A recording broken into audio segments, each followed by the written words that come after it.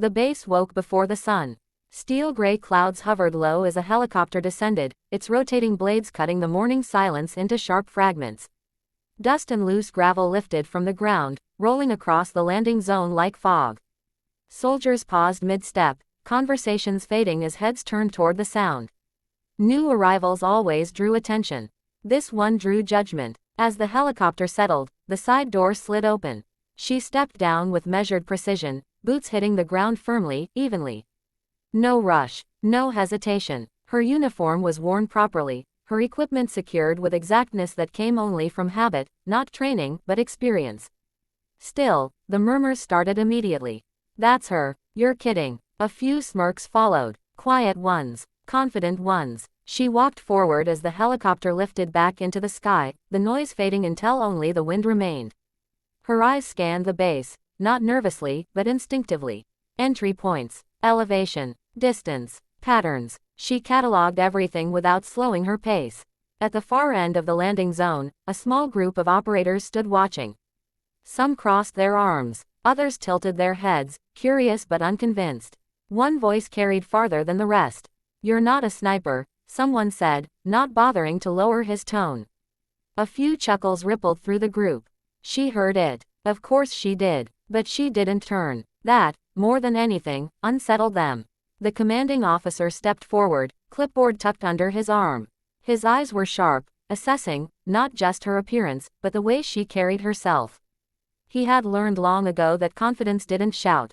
It stood quietly and waited. "Name," he said. She gave it. "Calm, direct, specialty, precision support," she replied. "Long-range engagement." The officer paused, studying her face for any sign of uncertainty. He found none. Behind him, skepticism grew bolder. "Sir," one operator said, "with respect, this doesn't add up." The officer turned slowly. "Explain. She doesn't look like someone who belongs here." The words weren't openly hostile, but they were final, as if the case had already been decided. The officer closed his clipboard. "Appearances are not qualifications," he said. "Records are." Silence followed, uncomfortable, heavy. She remained motionless, her gaze fixed ahead. Inside, her thoughts drifted, not to fear, but to memory. Endless hours on the range. Missed shots corrected by discipline, not excuses. Instructors who stopped speaking when they realized she didn't need encouragement, only challenge. She had learned early not to argue with doubt. She let results do that for her. "You'll be evaluated today," the officer said. "Same as everyone else." "Yes, sir." As she turned to head toward the briefing hall, another voice followed her, sharp, almost mocking. "Hope you can keep up." She paused, just for a moment, not long enough to look back, not long enough to respond, but long enough for the air to change. Then she continued walking. Inside the briefing hall, the temperature was cooler, the atmosphere tighter. Screens lined the walls, displaying terrain maps and operational layouts. This was where theory met reality, where confidence either sharpened or shattered. She took a seat near the end of the long table. Others filed in, taking seats beside familiar faces. Conversations were hushed, glances frequent. No one chose the seat next to her. The commanding officer entered last. The room straightened instantly. "You're here because someone believed you belong here," he began. "But belief isn't enough. Today, performance decides." He gestured to the screens behind him. Simulations appeared, complex, layered, unforgiving. Communication, coordination, judgment under pressure. He continued. "These exercises will expose weaknesses." His eyes moved across the room, then rested on her for a fraction longer. "No one is special here," he said. "No one is protected by reputation." She watched the screen, already tracing paths, calculating angles, predicting movement. While others focused on the noise of the room, she focused on what mattered. Outside, doubt still followed her. Inside, she was already preparing. Because when the moment came, when words failed and silence mattered, her call sign would speak for her. The simulation room was quiet in the way storms were quiet, tense, waiting. Screens wrapped around the walls, glowing with satellite maps, digital terrain, and shifting markers. The room smelled faintly of metal and recycled air. Every seat was filled now. Conversations had stopped. Doubt, curiosity, and competitiveness hung heavy between the operators. The commander stood at the front. This is a live pressure simulation, he said.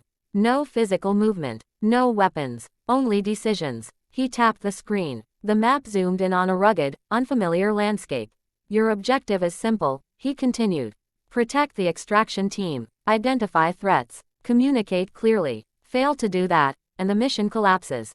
Teams were assigned quickly. She was placed last, not with the strongest voices, not with the most confident faces, with the leftovers. A few heads turned. One operator exhaled sharply, unimpressed. Great, he muttered. Just what we needed. She took her position at the console without comment, slipping on the headset, adjusting the controls with practiced ease. Her hands moved smoothly, confidently, too confidently for someone who didn't belong. The simulation began. Markers on the map shifted. Timers appeared. Audio channels crackled with overlapping voices. Recon moving east. Signal interference detected. Hold formation. Information flooded the room. Some operators raised their voices. Others spoke too fast. A few stopped listening altogether, focused only on their own screens. She listened, not just to the words, but to the gaps between them. Pause, she said calmly. Her voice cut through the noise, not loud, not forceful, but precise.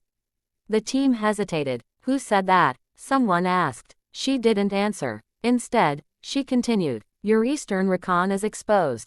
Elevation disadvantage. You're about to lose visual. A pause. Then, an alert flashed on the screen.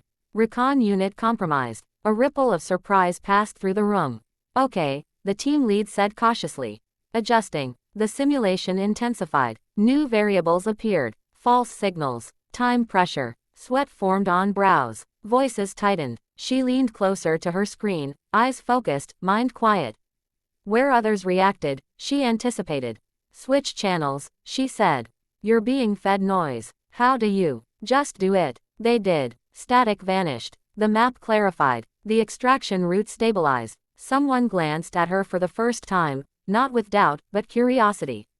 Minutes passed. The mission held. Then the system threw its hardest test yet. Multiple threat indicators. Rapid movement. Conflicting data. The room tensed. Too many signals, someone said. We can't track all this. She studied the screen. Her fingers hovered, then moved decisively. Those aren't separate threats, she said. It's one pattern. The commander's eyes narrowed. Explain. They want you to chase noise, she replied. Ignore the movement. Watch the still points. The room fell silent. The commander nodded once. Proceed. The team followed her guidance. The chaos resolved. The extraction team reached the safe zone. The simulation ended. For a moment, no one spoke.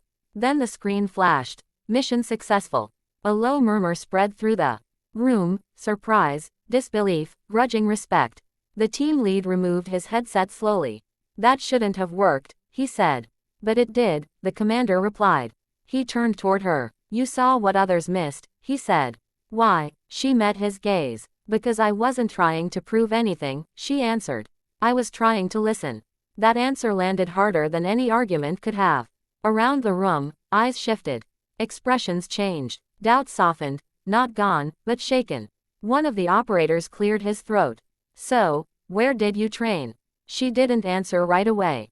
Instead, she looked back at the screen, now dark, silent. My training isn't important, she said finally. What matters is the next mission. The commander studied her for a long moment. Take 5, he said to the room. Next simulation starts shortly. As chairs scraped and voices resumed, something had changed. No one laughed now. No one mocked. They didn't know her call sign yet. But they were starting to understand why it mattered. The room was quieter than before. Not the tense quiet of competition, but the careful silence that follows surprise. Operators returned to their seats after the break, movements slower now, eyes more observant. The laughter from earlier was gone. Conversations were shorter, more measured. She noticed it immediately. The commander stood at the front again, hands clasped behind his back. The screens flickered to life, showing a new scenario, more complex than the last. Fewer margins for error. This one's different, he said. No team led assigned. A murmur passed through the room. You'll decide who speaks, he continued. And when. His eyes moved across the operators, and stopped on her. Begin. The simulation launched without warning. Audio channels opened all at once. Alerts sounded. The map filled with movement, too much movement. For the first time, no one rushed to take control. Seconds passed. Then someone spoke. "We need direction." Another voice followed. "Who's coordinating?" Silence again. She inhaled slowly. "Channel 3, she said. "All primary comms." No one argued. They switched. Her voice remained steady, cutting through the noise like a clean line through fog. "Focus on the perimeter first," she continued. "Don't chase motion. Anchor positions." Orders were followed, instinctively now. The commander watched closely, saying nothing.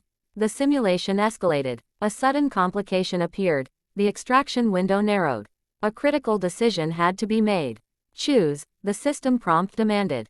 Multiple voices overlapped. Time ticked down. She raised one hand slightly, a quiet signal, then spoke.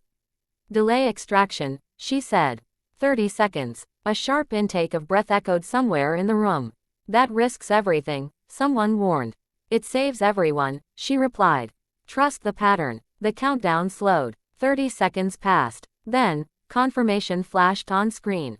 The threat dissolved. The extraction corridor cleared. Mission complete. The room exhaled as one.